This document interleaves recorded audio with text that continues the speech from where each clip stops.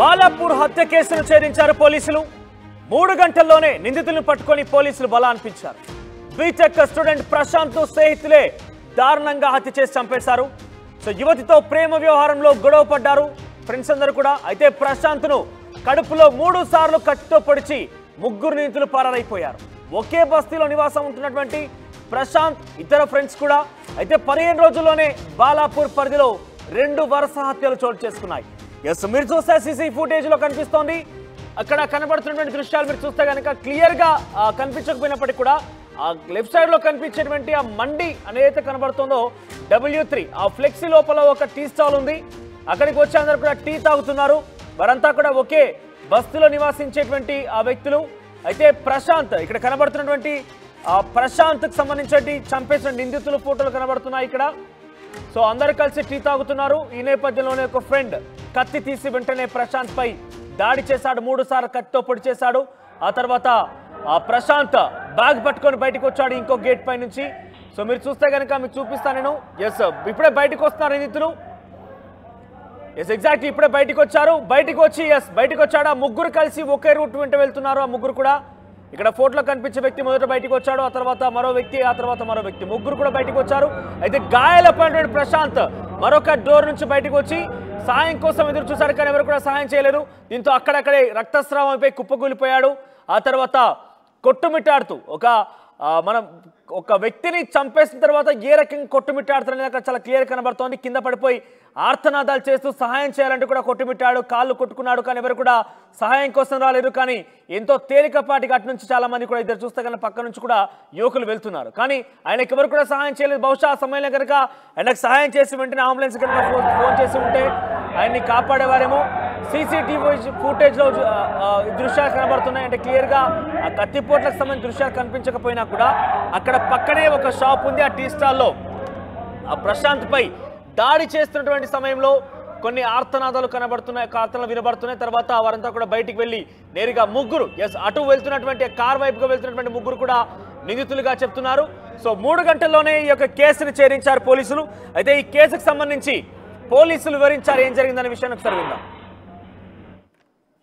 Pan shop కి 4 friends అందులో ఒకతను ప్రశాంత్ అని MBSR కాలేజ్ లో బీటెక్ సెకండ్ ఇయర్ చదువుతున్నాడు ఎగ్జామ్ రాసిన తర్వాత మిగతా 3 ఫ్రెండ్స్ తో కలిసి పాన్ షాప్ దగ్గరికి వచ్చేసి సిగరెట్ పర్చేస్ చేయడానికి వచ్చాడు అక్కడ ఒక చిన్న వర్బల్ ఆల్టర్కేషన్ జరిగింది సో అందులో భాగంగా ఒకతను స్టాబ్ చేశాడు చాకు తీసేసి స్టాబ్ చేసేసి ఇక్కడ నుంచి ఇమీడియట్ గా పారిపోయారని చెప్పేసి మాకు ఇన్ఫర్మేషన్ వచ్చింది సో ఇమీడియట్ గా మేము ఇక్కడికి వచ్చేసి క్లూస్ టీమ్స్ అన్ని ఫామ్ చేసి ఐటీ సెల్ టెక్నాలజీ అంతా చూసి వెరిఫై చేసి ఇప్పుడు ఎవరు ఏంటి అనేది ఐడెంటిఫై చేసి దాని ప్రకారంగా టీమ్స్ అన్ని డిప్లాయ్ చేసేసి ఎవరైతే ఇక్కడ నుంచి ఈ హత్య చేసి పారిపోయారో వాళ్ళని ట్రేస్ చేసే విధంగా మా టీమ్స్ అన్ని డిప్లాయ్ చేయడం జరిగింది motive not yet establish because చనిపోయాడు తను ఇంకా మనకి ఎవరైతే చేశారో వాళ్ళు ఇంకా పట్టుబడలేదు కాబట్టి మరి ఇంకా ఫర్దర్గా ఇన్వెస్టిగేషన్ ఇందాకే జరిగింది జస్ట్ 2 hours స్టూడెంట్స్ అయి ఉండకపోవచ్చు అందులో ఒకతనైతే స్టూడెంట్ చనిపోయిన అతను మాత్రం స్టూడెంట్ గా కనిపిస్తుంది మనకి లుక్ వైజ్ అతనైతే స్టూడెంట్ దట్స్ కన్ఫర్మ్డ్ బట్ ఎవరైతే మిగతా వాళ్ళు వచ్చారో వాళ్ళు స్టూడెంట్స్ అయితే కాదన్నట్టుగా తెలుస్తుంది చనిపోయిన వ్యక్తి MBSR college Prashant deceased so is native of Khammam వాళ్ళ మదర్ కూడా ఇక్కడే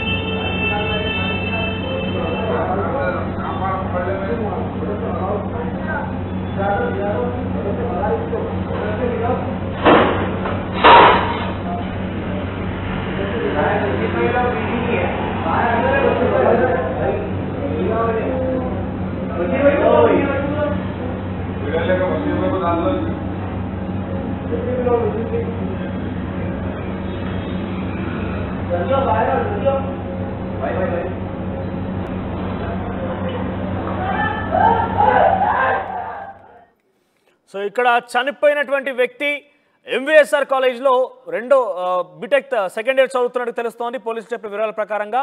సో ఆయన మాత్రమే స్టూడెంట్. వచ్చినటువంటి ఇతర ముగ్గురు వ్యక్తులు ఎవరైతే తనపై దాడి చేసి హత్య చేశారో వారు బస్తీలో వారుగా తెలుస్తోంది, బస్తీలో ఉన్నటువంటి ఫ్రెండ్స్గా తెలుస్తోంది.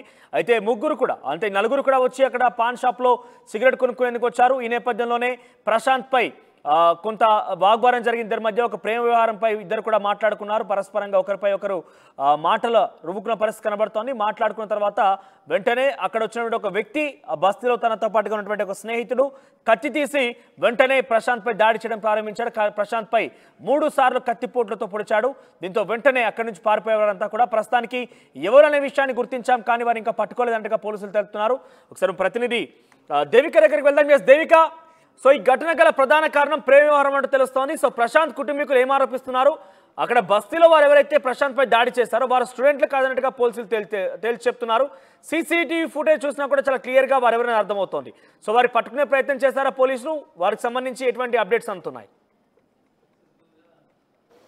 ఎస్ మనోజ్, ప్రస్తుతం ఇప్పుడు చూసుకుంటే ఇటీవల కాలంలో బాలాపూర్లో వరుస హత్యలు అయితే చోటు చేసుకుంటున్నాయని చెప్పాలి. అయితే ప్రస్తుతానికి రియాజ్ హత్య తర్వాత ప్రశాంత్ అనే విద్యార్థిని అతి దారుణంగా ఒక రెస్టారెంట్ దగ్గర అయితే చంపడం జరిగింది. అయితే ప్రస్తుతం నిన్న ఎవరైతే ప్రశాంత్ అనే విద్యార్థి ఉన్నాడో అతను అలాగే కాలేజ్కి సంబంధించిన వ్యక్తులు అయితే కాదు అని చెప్పి కూడా పోలీసులు చెప్పడం జరిగింది. ఎవరైతే ముగ్గురు అతన్ని చంపడానికి ప్రయత్నించారో అలాగే చంపారో వాళ్ళు మాత్రం ఎవరైతే ప్రశాంత్ ఫ్రెండ్స్ అయితే కాదు అని చెప్పి కూడా తెలుస్తా ఉంది. అయితే ప్రశాంత్ అనే వ్యక్తి ఖమ్మంకి చెందిన వ్యక్తిగా అయితే పోలీసులు గుర్తించడం జరిగింది. బాలాపూర్లో తన తల్లితో నివాసం ఉంటున్నాడు. అలాగే ఎంవీఎస్ఆర్ కాలేజీలో అతను బీటెక్ సెకండ్ ఇయర్ అయితే చదువుతూ ఉన్నాడు. అయితే నిన్న సాయంత్రం కాలేజ్ అయిపోయాక ఎవరైతే బస్తీ వాసులు అంటే బస్తీకి చెందిన ఫ్రెండ్స్ ఎవరైతే ఉంటూ ఉంటారో వాళ్ళతో కలిసి మండి అరేబియన్ 36 అరేబియన్ మండికి అక్కడికి వెళ్ళి అక్కడ ఒక పాన్ షాప్ దగ్గర ఆయన అంటే సిగరెట్ కోసం మాట్లాడుకుంటున్న సమయంలో అంటే కాలేజీలో ఆల్రెడీ ఇతనికి ఒక ప్రేమ వ్యవహారం ఉందని చెప్పి కూడా తెలుస్తూ ఉంది. అంటే వాళ్ళిద్దరి మధ్యలో ఒక ఎవరైతే ఇప్పుడు ఇంకా ముగ్గురు సుమన్, మాధవ్ ఇంకొక వ్యక్తి ఉన్నారో వీళ్ళ ముగ్గురు అలాగే ప్రశాంత్ వీళ్ళకి సంబంధించి ఒక చిన్న గొడవ అయితే జరిగింది. అందులో భాగంగానే ఎవరైతే ఈ ముగ్గురు వ్యక్తులు ఉన్నారో ఆ ముగ్గురు వ్యక్తులు తెచ్చుకున్న కత్తిని వెంటనే బయటికి తీసి ప్రశాంత్ అనే విద్యార్థి మీద అతి దారుణంగా కిరాతకంగా అయితే చంపడానికి ప్రయత్నించడం జరిగింది. అయితే అతను ఎవరైతే ప్రశాంత్ ఉన్నాడో అతను బయటికి వస్తున్నా కూడా ఎవరు అక్కడ వాళ్ళు ఆపని పరిస్థితి అయితే మనకు కనిపిస్తా ఉందనే చెప్పాలి ఇక్కడ సీసీటీవీ ఫుటేజ్ లో కూడా. అయితే ఆయన అరుస్తున్నప్పటికీ కూడా కాపాడండి అని అరుస్తున్నా బయటికి వస్తున్నా కూడా జరుగుతుండేవా? ఎస్ మనోజ్, ప్రస్తుతానికైతే గతంలో కూడా ఇలాంటివి 2-3 సార్లు జరిగాయి. ఇంకోటి ఎవరైతే ఇప్పుడు ఈ ముగ్గురు నిందితులు ఉన్నారో అతని ప్రశాంత్ని చంపేస్తామని బెదిరించిన సందర్భాలు కూడా ఉన్నాయి. అయినా కూడా బస్తీ వాసులు అవ్వటంతో ఒకరొకరు కలిసిపోయారు అనేది కూడా తెలుస్తా ఉంది. అయితే ప్రస్తుతానికి ఇదంతా జరిగిపోయాక ఎవరైతే ఈ అరేబియన్ రెస్టారెంట్ యాజమాన్యం ఉందో వాళ్ళు వెంటనే పోలీసులకి ఇన్ఫర్మేషన్ ఇవ్వడంతో పోలీసులు వచ్చి వెంటనే అక్కడ జరిగిన ఘటన స్థలాన్ని మొత్తం కూడా పరిశీలించి సీసీటీవీ ఫుటేజ్ ని కూడా మొత్తం పరిశీలించిన తర్వాత కేవలం 3 గంటల్లోనే నిందితులను పట్టుకోవడం జరిగింది. ఇక్కడ మనం చూడొచ్చు ఎప్పుడైతే ప్రధాన కారణం ఏం చెప్తున్నారు అంటే బస్తీలో వాళ్ళందరూ కూడా చదువుకునేవారు కూడా కాదు అంటూ పోలీసులు తెలుపుతున్న వివరాల ప్రకారంగా వారు చదువుకునేవారు కూడా కాదు, కాలేజీలో గొడవలు అయితే అయి ఉండేవి కాదు. సో ఈ నేపథ్యంలో ఖమ్మం నుంచి వచ్చి ఇక్కడ నివాసం ఉంటూ చదువుకునే వ్యక్తి ఈ ప్రశాంత్కి ఆ బస్తీ వాసులకు మధ్య గొడవ ఏంటి?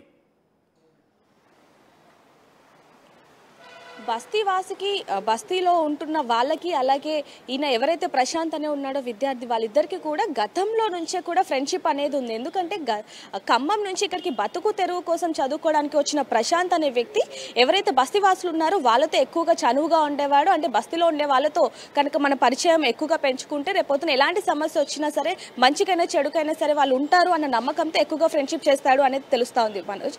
అయితే ఇప్పుడు కనుక ప్రస్తుతానికి చూసుకుంటే ఇటీవల కాలంలో కూడా ఒకసారి వీళ్ళిద్దరి మధ్య ఒక అమ్మాయి విషయంలో ప్రేమ వ్యవహారంలో గొడవ జరిగింది.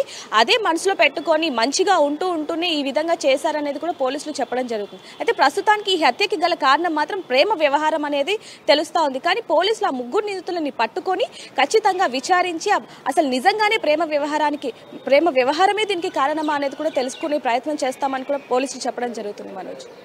రైట్ పెట్రిషియా, సో ఒక ప్రేమ వ్యవహారం ఇద్దరు స్నేహితుల మధ్య తగాదాలు సృష్టించింది. ఆ తర్వాత ఒక స్నేహితుడిని ఏకంగా మృతి చెందేలాగా హత్య చేసి ఆయనపై గాయపరిచి హత్య చేసినటువంటి ఘటన తాజాగా బాలాపూర్లో చోటు చేసుకుంది. ప్రశాంత్ అనే వ్యక్తి ఖమ్మం నుంచి హైదరాబాద్కు వచ్చి తల్లితో పాటు ఇక్కడ నివాసం ఉంటూ ఎంబీఎస్ఆర్ కాలేజ్లో బీటెక్ సెకండ్ ఇయర్ చదువుతున్నాడు. బస్సులో ఉన్నటువంటి కొంతమందితో ఆయన ఫ్రెండ్షిప్ ఏర్పడింది. చాలా కాలంగా ఫ్రెండ్షిప్ కంటిన్యూ అవుతుంది. అయితే ఇటీవల కాలంలో ఒక ప్రేమ వ్యవహారం, ఒక అమ్మాయికి సంబంధించిన ఘటన విషయంలో ఇద్దరి మధ్య తరచుగా తగాదాలు జరుగుతుండేది, వాగ్వాదం కూడా జరిగేది.